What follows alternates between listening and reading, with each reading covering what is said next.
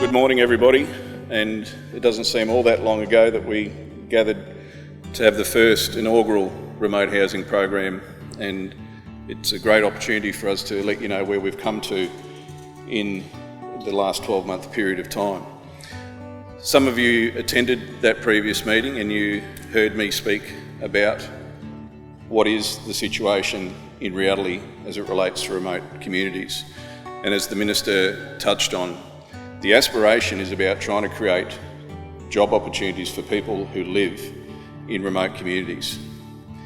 Now, the harsh reality in the Northern Territory is that Indigenous people in particular have the highest level of overcrowding than anywhere else in Australia. And it's not by a little amount, it is by a significant amount. And many of you who have worked or passed through these communities, and even if you see it in the urban setting, will see a residence that houses 20 to 30 plus people. And for some communities, that is not unusual. In fact, it could be argued that it's the norm. So when you talk about future aspiration,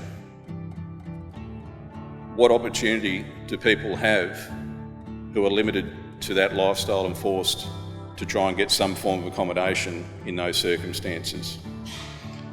And put yourself into that situation, because that's what I encourage our people to do all the time. And the reason being is we can no longer be just about the assets. We've actually got to try and develop communities.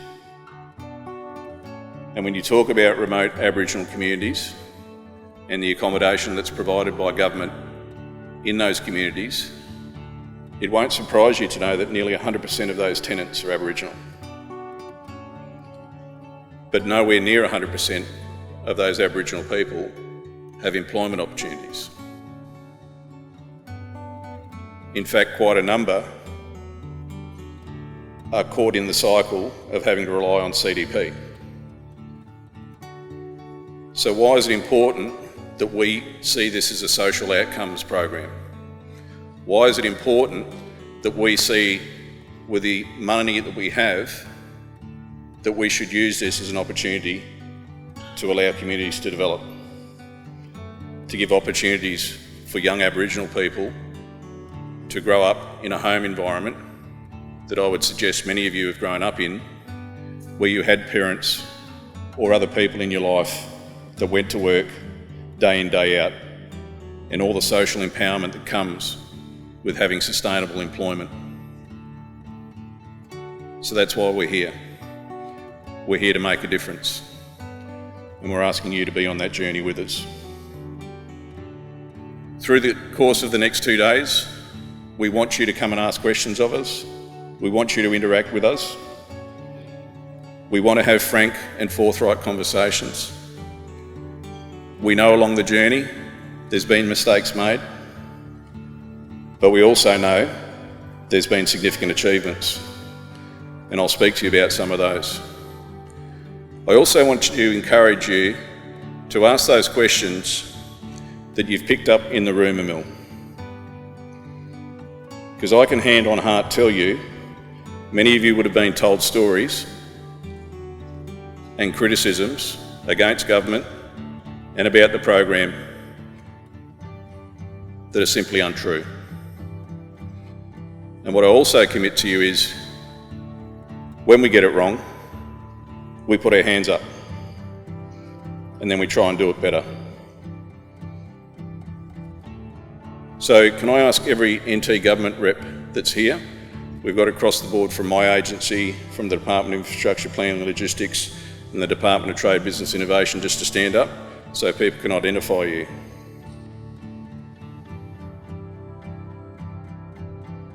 So any of these people, please feel free to go up and have a conversation and raise some of those levels of concern, because I actively encourage that feedback. We can't get better unless you're prepared to have a balanced, calm, respectful conversation with us. And if we actually do that, if we build that bridge, we're going to be far more successful. And from a commercial point of view, that can only be more beneficial for you. Less red tape, less misunderstanding, and getting straight to the point sooner rather than later. And that's why we want this event to be the networking event, where you have access to us and you ask us questions. And if they don't know, they're going to ask somebody who does know or point you in that direction. That's my commitment to you. And if you still don't have the answers you want, as quite a number of you in this room have done in the past, you get access to me. And that invitation remains completely open to you all. So, what have we been up to? In the last 2 years, and note that as of the 1st of July this year, the program will have its actual completed second anniversary. In the home build space alone, 84 homes have been tendered, 53 tenders released, 40 homes are under construction, and 30 new homes have completed. And that was as of 31st of March this year. And you may have people say, well, for 2 years, that's not really all that much. But in past experiences, and we've reviewed this with previous programs, none of them have achieved this output in the first 2 years of its creation. And I also want to reinforce the point that when we engaged with a consultant about this program and how we were going to shape it, and this is an internationally based consultancy firm, this was in the top 2 most complex programs they've ever been asked to consult on. That's a pretty significant finding from one of the big 3. But what we were doing in the background to that was still delivering the previous National Partnership Program. And in that time, we delivered 296 new builds and 794 upgrades. You may also hear some commentary of, so where did the money go? Well, under that National Partnership Agreement, we're actually going to be on track to build in excess of 20 additional homes to what we were asked by the Commonwealth to build. So we're very comfortable about the fact that the dollars that we have for this program actually go for its purpose. And that's why I also raised the point last year that we can no longer continue to take tenders for 3-bedroom homes in remote Aboriginal communities that are in excess of $600,000, $650,000 and $700,000 for a 3-bedroom home. And the reason we can't keep accepting that is that actually is not achievable for us to turn the tide and reduce overcrowding. Because for every $150,000, $200,000 we save, that goes towards another 3-bedroom home. And already we've actually seen price points come down to a far more reasonable level and closer to the $500,000 and even less in some circumstances. But we will continue to work with the market to be guided by that. But we are open to innovation, and many of the contracts that have been awarded, many of the commitments I made last year are underway. And if there's genuine challenges around those price points, then as industry you need to let us know those so that we can consider those and then have further conversations. Because in the background of that, and I'll touch on the new National Partnership Agreement with the Commonwealth, we have cost pressures about how many homes we need to deliver within the funding envelope. So we're not just being abstract when we say we've got to be in this together. And as I also committed to, we as government have got to do it differently to allow you to be able to maximise your operations and your ability to sustain your business into the future. And that's all the preparatory work we've been doing. So when I speak about the preparatory work, in the background we've also been doing our Room to Breathe program. And we've now scoped in excess of 611 houses in our remote areas. That's in excess of 12% of the total remote housing portfolio. And the reason we've focused on that scoping over this last year is so we can start that pipeline of works and procurement of the continuity of works. I know that's a pressure point for industry. When you mobilise, you get out into a community, you start getting some local employees on board, but it's a relatively short-term contract. So in the meantime, we've made sure we've kept work out because we know industry's doing it tough. And in the background, we're trying to build that pipeline to enable that true sustainable output for as long as we possibly can, noting the relevant demand in a community. So you'll see from those figures, there's a significant amount of work that's been going on in relation to this program in particular, whilst we've also been delivering our Commonwealth commitment. And due to the lateness of being able to secure the most recent National Partnership Agreement, I'll talk also about what that timeline looks for us in the near future. Government employee housing, so we've got 17 homes to be tendered out there, 8 homes under construction and 4 have also been completed. There's 100 planned upgrades through our repairs and maintenance and 28 upgrades currently underway. Within the local decision-making area, 251 community engagement visits. And that is the point of difference around this program. We're engaging with Aboriginal people in community. We are not dictating to them. We are sitting down with them with information, with tenancy data, with options around designs, with the reality that this is not a blank cheque. We have price pressure points. We can't just spend willy-nilly.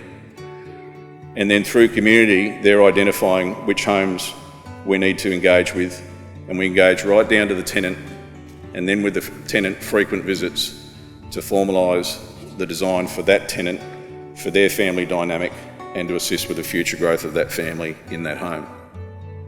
So that's a significant amount of work, and we use Aboriginal interpreters when we do that, because we also know that is the most assured way that we can improve the communication and limit confusion when we're engaging with people. So out of 73 remote communities, we've visited 62 of those so far.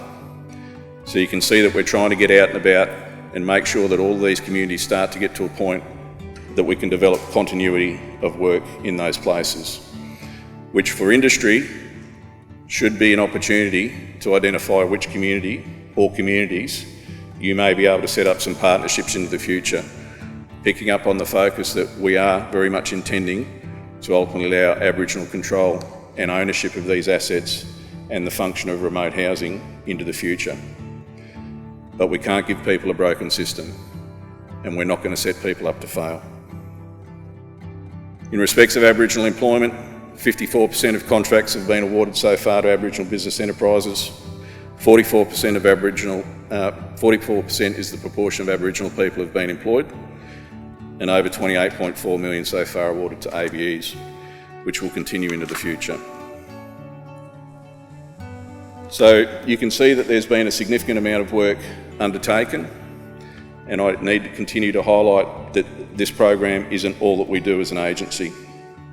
But we are trying to make sure that as much as we do as an agency, we're trying to utilise this as a program to truly get some social change and some social outcomes. So the Aboriginal procurement supply chain. People will be aware of the Aboriginal procurement framework that the Department of Trade, Business and Innovation has been working on. It's been a commitment of this government, and we're obviously working in that space. That isn't to say that non-Indigenous enterprises don't have an opportunity here.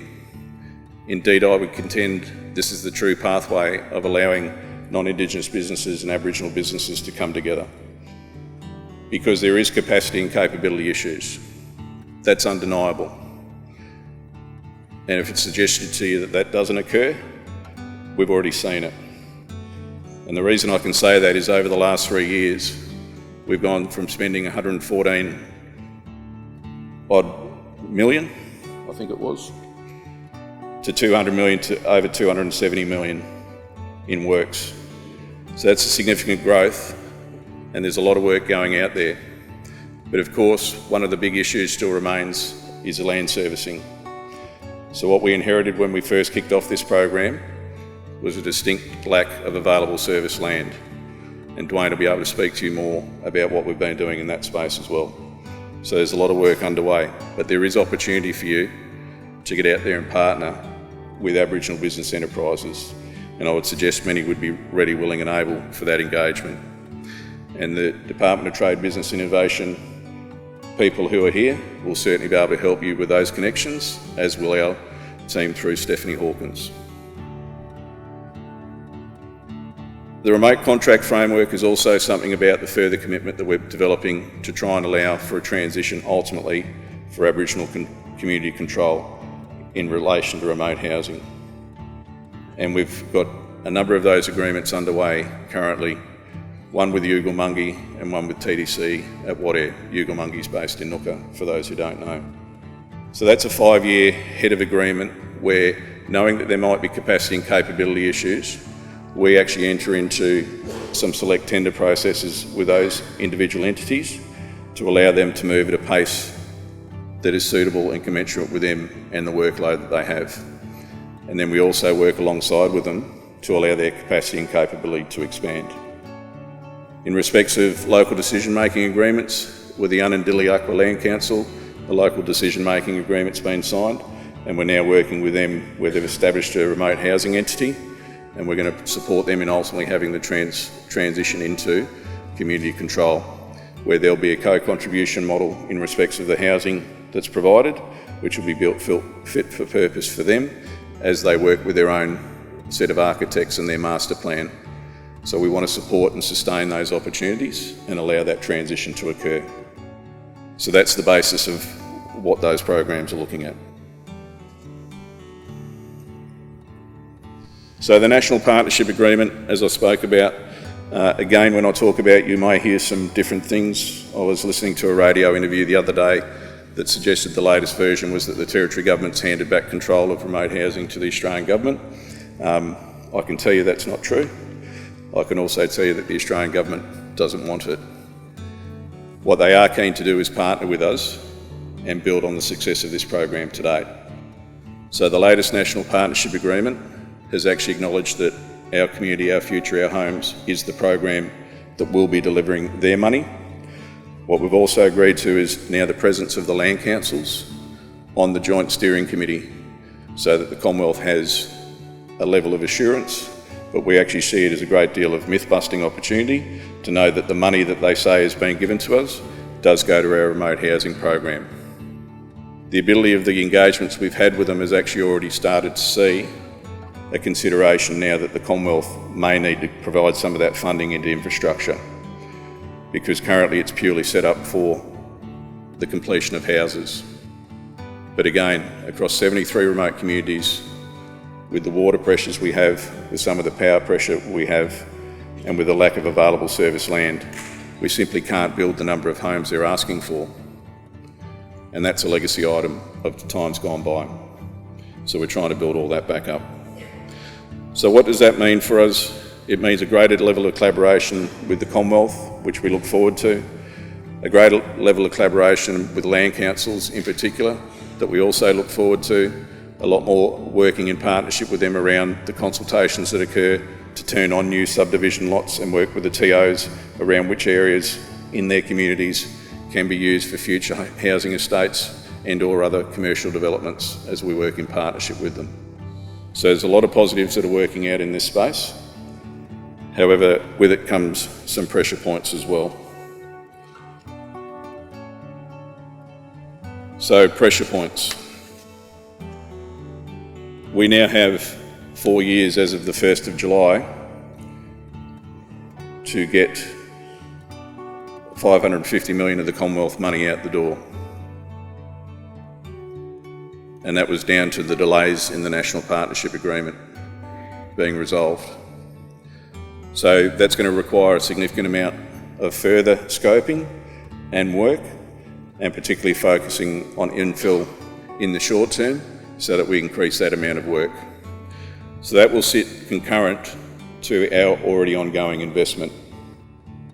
So again, when you talk of opportunity and what you've come here to find out about the future of the community, you can see the pipe is getting absolutely chock-a-block. And what have we done knowing that this pipe is coming? So our colleagues from the Department of Infrastructure, Planning and Logistics are actually going to come and co-locate with the Remote Program Delivery Office in our building to ensure there's far more continuity and improved communication flow, so that we're continually focused on trying to make sure more tenders are going out sooner but for longer periods, with more opportunity for businesses to be involved and know where we're heading.